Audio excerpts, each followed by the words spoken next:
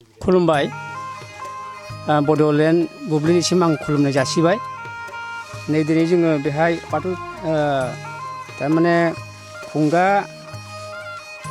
28थि सावराय मेल दुलाराय बाथौ गौथुमनि आरो लोगोसे खुंगा 16थि सावराय मेल जुथुम बरपेटा बाक्सा जिल्ला दुलाराय बाथौ गौथुमनि जानानै नै जों दिनै बे गबर्धना बियाबनि बेन्दोङाव राजा धागमाल बाथौ आश्रमाव जोङो साननैनि हाबाफारियै लानानै जोङो मोनसे सावराय मेल खुंनो आखायाव लादों।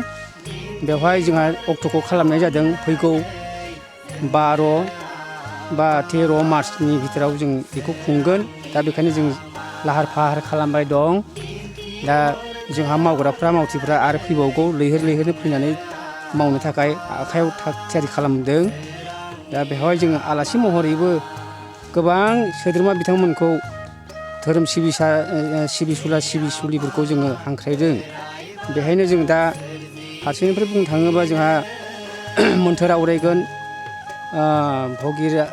भगिरथ रामसियारि आरो बिदिनो बिष्णुराम स्वर्गियारि आरो बिदिनो बायदि बायदि हाबाफारियाव जेनेबा जोंहा सोद्रोमा हिसाबै दङ जनु स्वर्गियारि, परमेश्वर ब्रह्म, मुस्रि महन स्वर्गियारि आरो बिदिनो मुस्रि प्रमद बर' बिथांखौबो जोङो हांख्रायदों आरो डक्टर हिमन्त शर्मा बिथांखौबो जोङो खावलायदों आरो मुस्रि रन्जित कुमार दास बिथांखौबो जोङो खावलायदों आरो बिदिनो कृष्णकान्त बर' बिथां गोबां सोद्रोमाफोरखौ जोङो हांख्रायनाय जादों।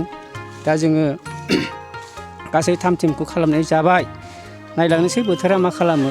जुदि अखा बांखानि समथ' दा थेवबो जोङो गासैखौबो उनथ्रिनानै बारग'नो हागोन होननानै जोङो मिजिं थिनो हायो आरो जों दा नारा नाथा मेंनायखौ मेंनाय सानाखै। जोङो दासिमबो मावगासिनो दङ। दा बेखायनो जोङो आसा खालामदों बे गबर्धना बियाबनि बेन्दोङाव थानाय जिथु राजा धागमाल आश्रम, बे आश्रमा गोदो गोदायनिफ्रायनो मिथिंगाजों बुंफबनाय दंफां लाइफां बायदिसिना दङ।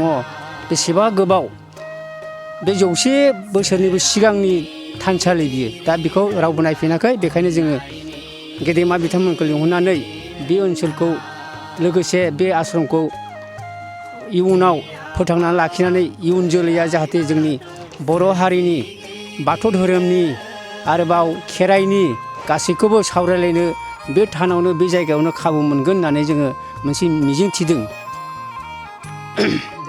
जोङो बेखौ गामि दरथाम लिंहरदों।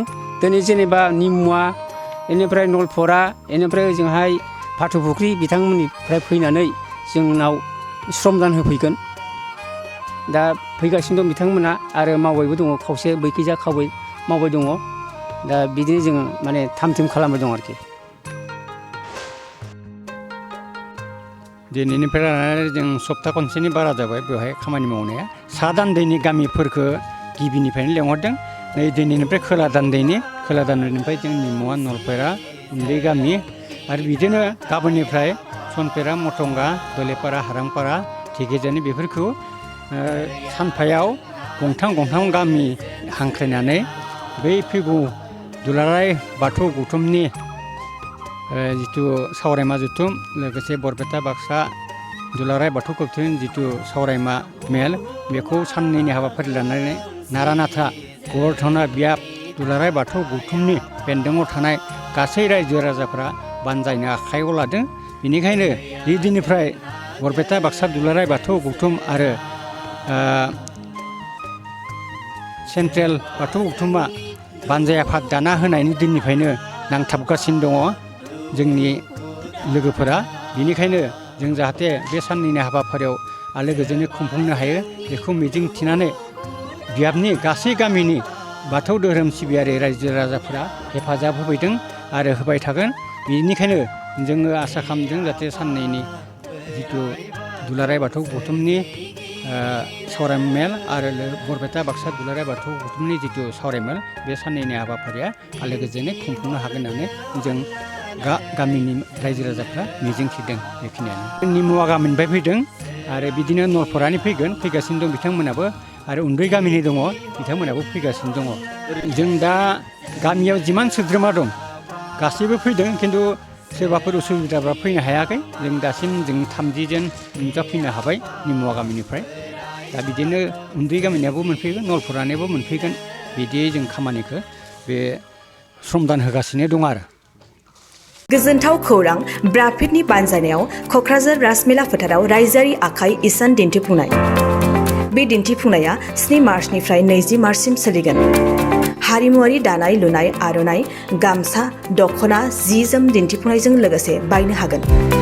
गोसो गुदुं बिथांमोनहा क'क्राझार राजमेला फोथाराव फैनानै गोनांथि जानाय आर'नाइ गामसा दख'ना मुवा बेसाद आरो जि जोमफोरखौ बायफैनो हागोन गोजोनथाव खौरां आसामाव थानाय बयनिख्रुइबो साबसिन सोलोंथाइ होग्रा मिरुफोरनि गेजेराव टेक बुस्टाराबो गंसे क'क्राझार जिल्लानि सिङाव थानाय CST फिसारि मावख'नि साखाथियाव थानाय खारगावआव बे टेक बुस्टारा दङ बेयाव बयनिख्रुइबो मोजांसिन सोलोंथाइ आरो नेम सोलिनाय गोग्गो थाखो खथानि सुबिदा दङ